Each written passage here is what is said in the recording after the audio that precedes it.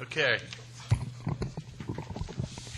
I'd like to call the special call meeting of the Milton City Council for Monday, November 9th, 2009 to order.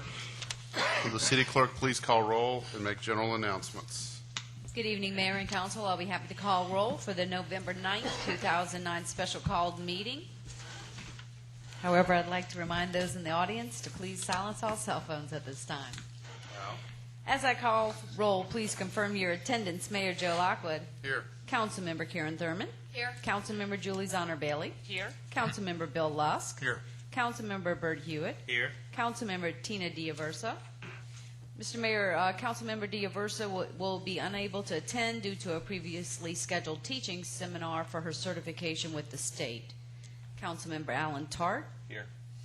Thank you. Would everyone please rise for the Pledge of Allegiance? We don't have a flag. Oh, the flag. The DRBs, they've been missing a flag for about a week now. Screen, Kelly? Find one on the internet. I have one. There we go. Here. There we go. Put you in charge of that. All right. Stand back a little. Stand up a little bit. I pledge allegiance to the flag of the United States of America and to the republic for which it stands, one nation, under God, indivisible, with liberty and justice for all. You can add that to your resume. Really stand up. Okay, well, our city clerk, please sound the first item. That would be approval of the meeting agenda, agenda item number 09983. Mayor, I'd like to make a motion that we approve the agenda item 09983, approval of meeting agenda. Just like to make sure that, is there any other items to be considered before we have a motion? Hearing none, I have a motion by Councilmember Thurman. I believe Second. Councilmember Tart, second that. Any discussion? Hearing none. All those in favor of the motion, please say aye. Aye. Any opposed? That's unanimous. Do we have any public comment? No public comment. Let's move on to new business. Will the city clerk please sound the item? Discussion and possible approval of a term sheet between CH2M Hill Incorporated and the City of Milton, Georgia for transition services, item number 09984. Mr. City Manager? Mayor and Council, this item is intended to clear up some loose ends with respect to our transition with CH2M Hill that we've had plenty of discussion about, so we don't necessarily need to talk about all that. What I can tell you that has kind of brought this document to being is that we've deviated from the scope of work that we had on October the 1st. And we were invoiced in the month of October for services that were relating to a transition scope of service.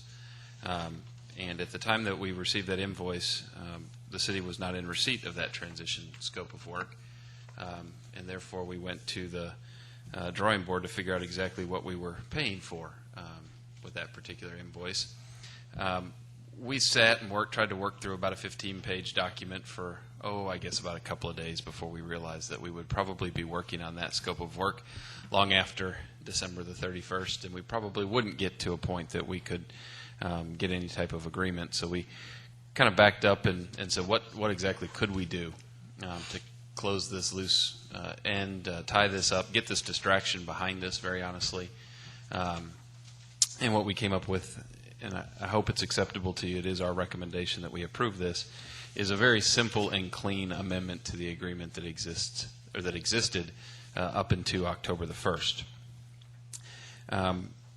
There's the language that goes around this particular agreement that's on the first two pages of what you have in front of you. In essence, what it does is it commits CH2M Hill to a certain level of staffing through the remainder of this contract, which is roughly another 45 days.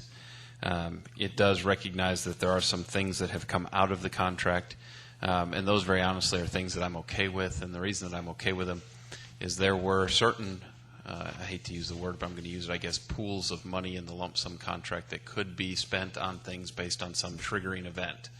You know, whether it was emergency road repair or pavement management or pothole repair, there were these pools of money that existed, and it usually caused something had to occur for that money to be spent, and typically what occurred had to be bad in many circumstances. So you don't want to sit here and hope for an ice storm between now and the end of the year just so we can tap into some of those allocated expenses.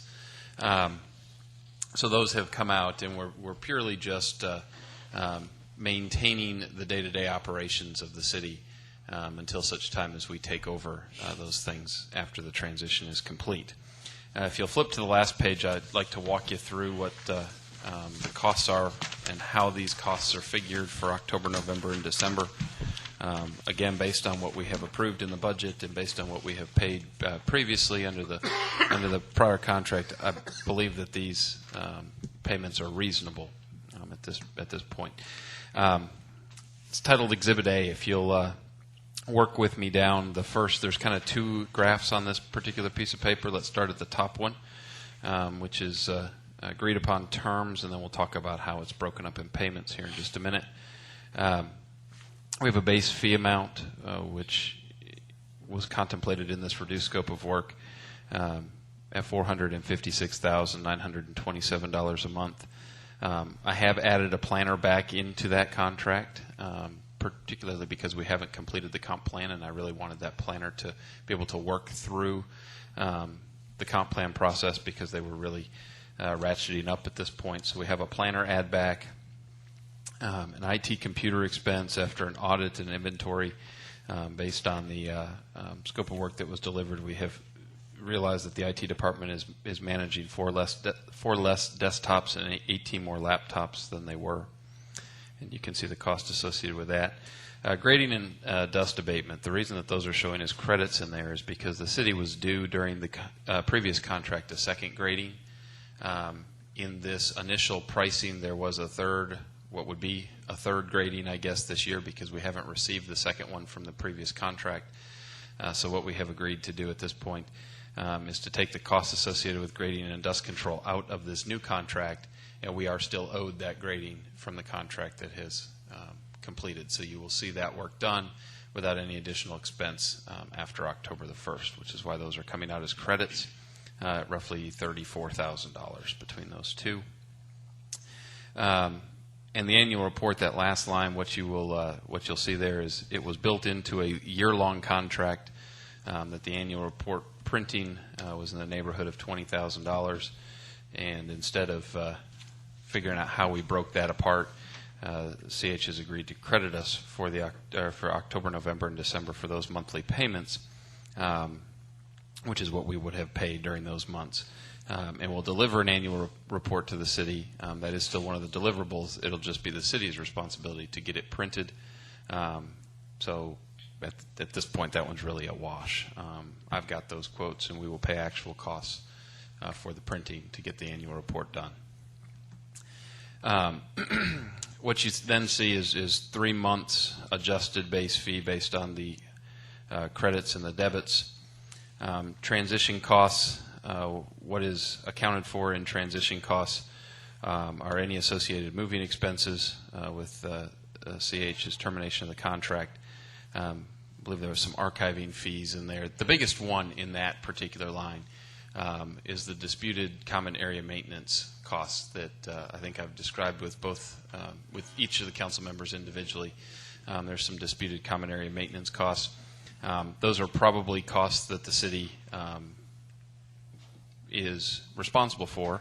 The place that the city is in a position where I don't think that we share all of the burden is in that we weren't notified of these common area maintenance charges in the time period that we were contractually obligated to be notified in.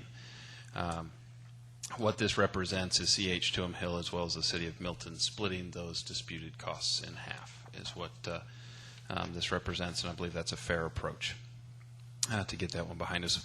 What that means is that when we transition January the 1st, we should have no issue with us retaining this City Hall facility as the City of Milton's.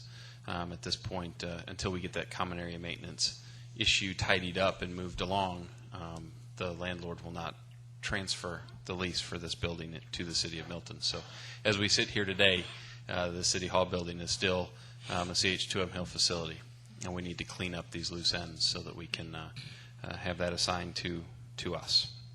So will that be effective January 1st? Probably be effective a lot sooner than that. The landlord is ready to sign it over to us, and both parties, both the city and CH Tuam Hill, have agreed and consented to the lease assignment that you all passed many months ago. The landlord just won't sign off on it until the common area maintenance disputed charges are made whole. In the IT section, there's IT equipment and SunGuard HTE. That represents the actual acquiring and buyout of the computers, desktops, laptops, printers, the technology that's here in City Hall. What happens with this transition, I think these costs are reasonable, is CH2M Hill will buy out the lease that exists, and then we will acquire this technology at its fair market value. And our IT department is very comfortable that we are getting a good deal for what's in here, and we need it to be able to continue city operations on January 1st. So that's what that figure represents. That closes the loop on the City Hall building. It closes the loop on the technology aspects that we need. Does that also include the financial software? Yes, it does. We've got a couple of different reporting software. The one you're specifically speaking about is SunGuard. Yes, that allows SunGuard, the HTE program, to continue with the city, and our IT folks are evaluating whether or not we're likely to keep the public works software as well as the document scanning software, I believe, because by the contract we probably have to. I don't know how long we will keep those after we make this transition, but I can tell you HTE is the big chunk. HTE is the $156,000 a year software, and the others we're talking about just a small percentage. What you get then is total base fee and transition costs that total over the period of 3 months $1.580 million. Remember, we were also talking about credits for things that weren't staffed in the last contract year, and we were going back and forth with what was reasonable and agreeable with respect to credits. And at this point, I'm comfortable that we've kind of both shared some of the burden based on our own interpretation of the contract. We're receiving credits at $67,000 for services that weren't provided in the last contract year. Long story short, what that gives you is a 3-month transition cost of $1.513 million.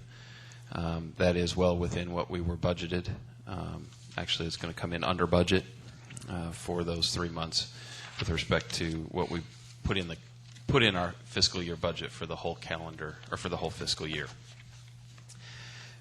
What you'll see in the second graph down below is just how those are going to be invoiced, and I probably don't need to sit here and explain it to you. You can figure out that we've already received one invoice for October, so they're not going to amend that invoice for October. But in November and December, we'll true it up. At the end of the day, a 3-month transition contract totals out at $1.513 million. What I'm asking tonight, Mayor and Council, I guess number one is that we be reasonable, and that we be reasonable people on our side of this contract as well. We could probably sit here and tinker with this thing for the next 2 years. The reason we've tried to make it as simple as we have is because every time we try to make this complicated, we just get complicated, and we don't ever get anything done, and we spend a lot of time and a lot of energy making it complicated. I think this is a simple approach. I think I'll let Ken talk here in a minute, but I think Ken is comfortable with our methodology and our approach. And I think this is the fair, equitable, and reasonable way for us to transition out of this contract and to actually be able to do it by by December the 31st. I'll certainly here to answer any questions you might have. Ken, do you want to weigh in real quick on your perspective? Mr. Mayor and members of the council, Chris and I have worked on this for a while, and although it pains me to say this, occasionally less is more. And I think when we're dealing with CH on the wrapping up of these issues, I do think that less is more. I think we could struggle over a 30-page Magna Carta and try to close every conceivable loose end. But for 45 days, wrap up, this makes a whole lot of sense. I do want to bring one thing to your attention. It's not material, but I just want to make sure that no one is confused. The assignment, the lease that CH has with the landlord right now does provide that it can be assigned without landlord consent. We are one of the very few entities that they could actually assign it to without landlord consent. However, it was deemed appropriate that they at least sign off on it, and they have been unwilling to do so until we got the issue that Chris mentioned resolved. I think that's perfectly appropriate, and quite frankly, it serves as a nice springboard to get a outstanding issue resolved and put to bed. So I just wanted to bring that to your attention. I didn't want you to walk away with a misunderstanding of the lease. But on the other hand, in practical effect, Chris is absolutely right, and that the landlord wants this issue resolved before they cut the tether on the lease. So that's all. Otherwise, I'm fully in support of this. Was there any deposit associated with the lease? I've got the lease in front of me. I could review it. I'm not sure. I don't know. I can look at it right now. I'd just like to make a comment. I think Chris, Ken, and Tom, there's been a lot of work, a lot of meetings, going through a lot of stuff, and I think between the three of them have come up with a good solution. I think, like Ken was saying, it pains him to have a short solution. I also think you were the one that came up with the simple answer, too. You probably wouldn't admit that. But We're on video, Mr. Mayor, and there's no need to say that out loud. So, but anyways, I think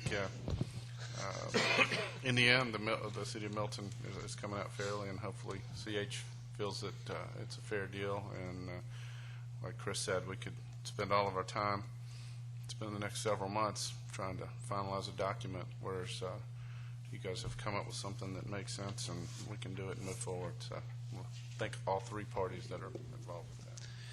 I'll mention too, just if you're looking at the document you have in front of you, yes, we spelled services wrong in the title, so we'll amend that. If this is approved, we'll amend that before it's executed and sent. And Okay. Councilmember Luss, the security deposit is 0.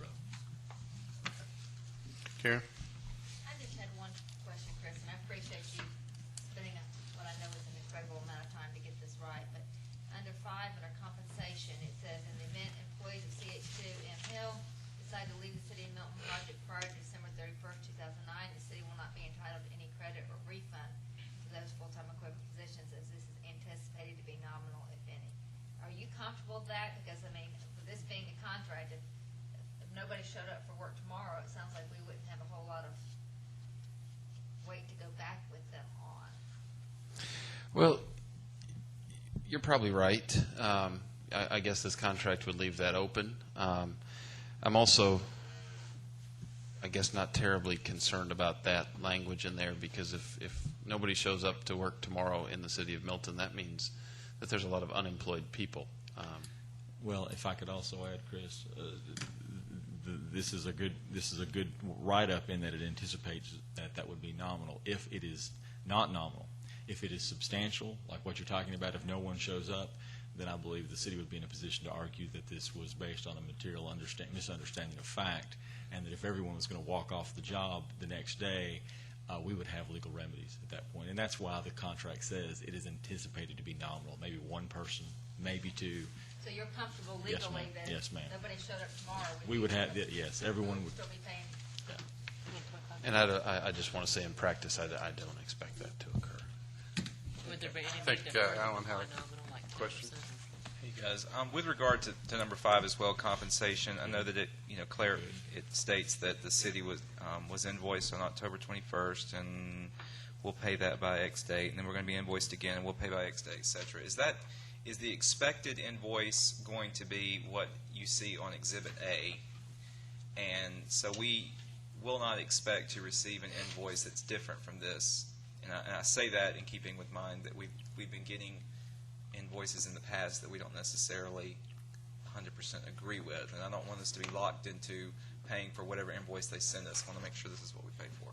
Yeah, we were very, it's kind of unique language here, I guess, in Section 5, because the hand that we're dealt is a little bit unique. I mean, the way it read originally, I didn't know if we could actually even comply with, because I have been in receipt of the October invoice, and I'm holding it because I'm not going to pay it until I have a contract to point back to as to why we are paying an invoice. I do expect, which is why some of that language in there seems to be convoluted. It's convoluted because we're dealing with a real-world situation right now. I do expect that the invoices that we received will match Exhibit A, and I think probably, Ken, you can tell me here if since it's referenced and attached as Exhibit A, we have some legitimate reason to believe that that is, in fact, what those transition costs will be. That's right. I mean, the invoices by the very language of the contract, it says will be in accordance with the transition costs as shown. Thank you. I didn't see that before. Thank you.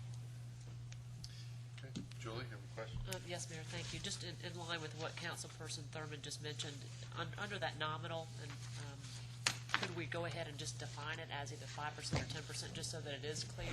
You know, Council Members Honor Bailey, we could, and I know, Tom, you may not have the authority to agree to a language change on the fly, but do you think CH would have any concern, for instance, if we put after the word nominal in paren meaning 5 or less?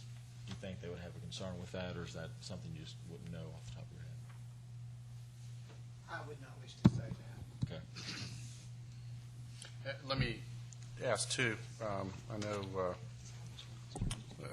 part of this process makes it more difficult is the legal aspect and the attorneys going back and forth and whatnot. So, what seems as a simple change we make that we may all agree in this room, Ken, do you think that will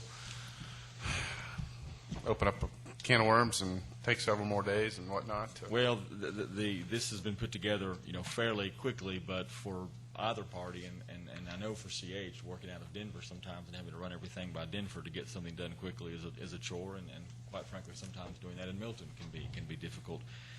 What we have in front of us appears to be something that both sides agree with, and I know we have maybe a language concern on that one issue, but again, I believe that if a court saw nominal and saw much more than about 5, I don't believe that would be construed as nominal. I concur with Councilmember Honor Bailey that perhaps a little greater clarity could be brought to bear on this, but I think that given that we're trying to contract for 45 days, it may just be worth the risk.